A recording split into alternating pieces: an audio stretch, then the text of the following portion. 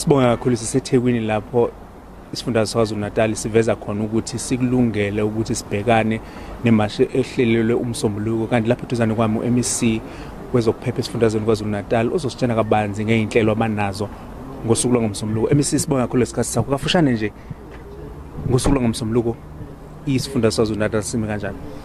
Sibonga kakhulu sibele lalela ama-viewers emakhaya. Sifisa ukusho ukuthi njengohulumeni waKwaZulu-Natal kwi-cluster edila ne-security justice siyafisa ukusho ukuthi sihlangene savumelana ukuthi kubalekile sisho ukuthi kunezinhlelo esizibekile njengohulumeni ukuthi ngomhla ka-20 okuyiMonday kaMarch kuzobe sisebenza as normal as uhulumeni, and sifisa ukuthi nankana bathathe ngokuthi kuyasetshenzwa Monday kulabo afanele baye emsebenzini, bafisa ukuya endaweni zabo akuye emadolobheni baye, ngoba sikhande uhlelo le-security plan lela lizokwenza ukuthi senze isiqiniseko ukuthi abantu bakithi ba-protectekile, akekho umuntu ozofanele asithole esengozini. Sifisa ukusho ukuthi kumaphoyisa khona u-18,000 kwaZulu-Natal sikhande siwaplace kuwo wonke ama-district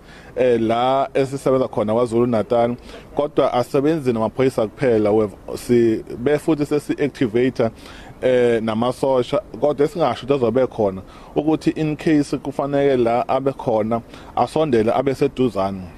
Sisebenza nosomabhizinisi kwi-private sector la abasinikezile khona ama-security companies all over the province, azobe amanye egada ama-properties amabhizinisi nama-premises awo, namanye nje ama-national key point lawa esiwa-identifyile nama-hotspot akhona across i-province. Siyafisa ukusho ukuthi ngoba ngolosibili is a human right day, so Monday izikolo zobe zivalile, ingane zingayi esikolweni.